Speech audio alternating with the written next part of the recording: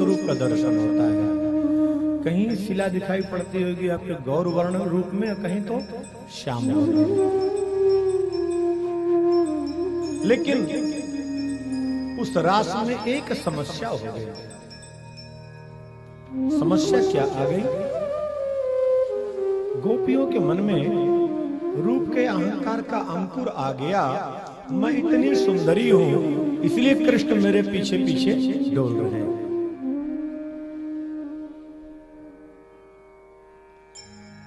कन्हैया ने सोचा, एक का यह अहंकार तो नष्ट किया और दूसरे के अंदर अहंकार आ गया। काम का यह अहंकार नष्ट किया और इनके अंदर अपने सौंदर्य का अहंकार आ गया। तो ठीक इतनी सुंदरी हो, अपने नेत्रों से अपना रूप निहारो, मैं तो चला।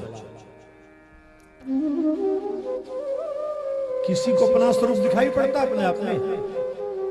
बोलो। हम जब स्वयं के स्वरूप को नहीं देख सकते, दूसरे को क्या देखेंगे भाई? स्वयं को देखना हो तो दर्पण की आवश्यकता है कि नहीं? एक बात ध्यान रखना, स्वयं को देखना हो तो दर्पण की आवश्यकता है, पितरों को देखना हो तो तर्पण की आवश्यकता है, लेकिन मेरे कृष्ण को देखना हो तो समर्पण की आवश्यकता है। बिना उसके वो दिखाई नहीं पड़ेगा। दर्पण, तर्पण और समर्पण।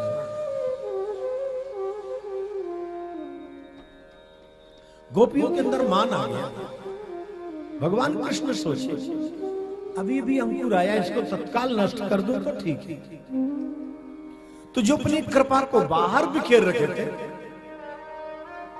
उसको अंतर्हित कर लिए। आगे का श्लोक, अंतर्हिते भगवती सहसैव व्रजांगना अतप्यं स्तमचक्षाणा करेण इव योथपम। कृष्ण कहीं बाहर गए नहीं, गोपियों के मध्य में ही है, लेकिन कृपा को जो बाहर बिखेर रखे थे उसको अंतर्हित कर लिए। अंतर्हित भगवती। कृष्ण तो गोपियों को देख रहे, लेकिन गोपियां कृष्ण को नहीं देख पा रहे। भगवान ने सोचा इनके मान का मान मर्दन करना है, तो थोड़ा सा इनसे दूर चल सकते। भगवान राधा रानी के साथ यमुना के पुल से आगे निकल के पहुंच गए उद्धव कुंज में। उद्धव कुंज की जो परिधि है,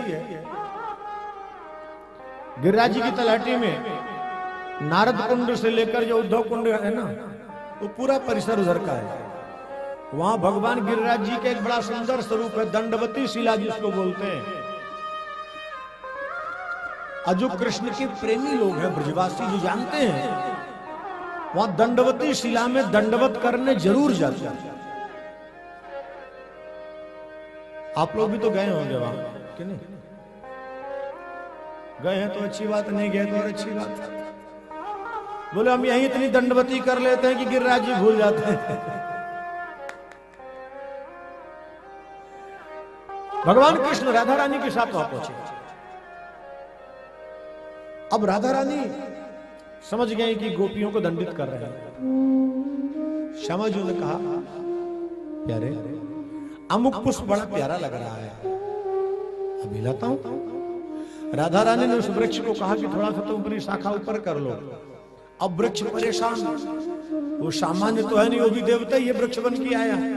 राधा रानी कहती ऊपर करो अपने आप को, कृष्ण कहते नीचे आओ। तो बोले कुछ ऐसी व्यवस्था करें दोनों की बात पूरी रह जाए।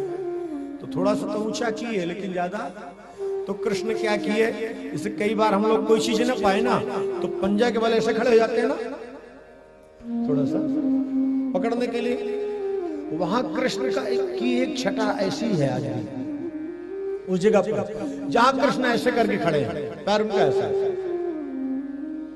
भगवान उस पुष्प को चुने, राधा रानी के श्रृंगार किए।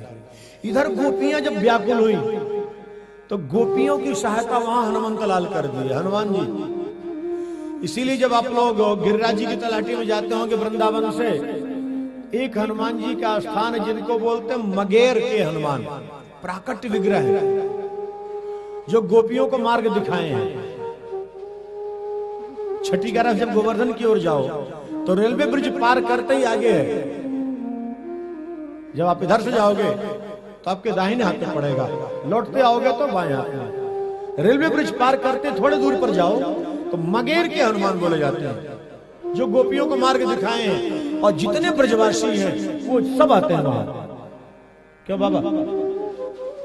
और वहां प्राकट्य विग्रह हनुमान का कोई बनाया हुआ नहीं, लेकिन वहां दो छटा है, ध्यान रखना, एक ऊपर दिखाई पड़ती और एक नीचे दिखाई पड़ती। कन्हैया समझ गया हनुमंत लाल जी तो ध्रुवित हो गए, बता दिया गोपियां रही हैं। राधा रानी से कहते हैं चलो राधे आगे चले। राधा रानी ने कहा कन्हैया आप ठहरे ग्वाले, सारा दिन आप गाय चराते हो, डोलते हो बनों में, और मैं राजकुमारी इतनी सुकुमारणी कैसे चल पाऊं, मैं थक गई हूं। राधा रानी सोचती किसी प्रकार से इनको रोक ले। कन्हैया ने कहा एक काम करो, आप थक गई हो और मेरे कंधे पर बैठ जाओ। और जैसी राधा रानी पैर उठाई कृष्ण गायब हो गए।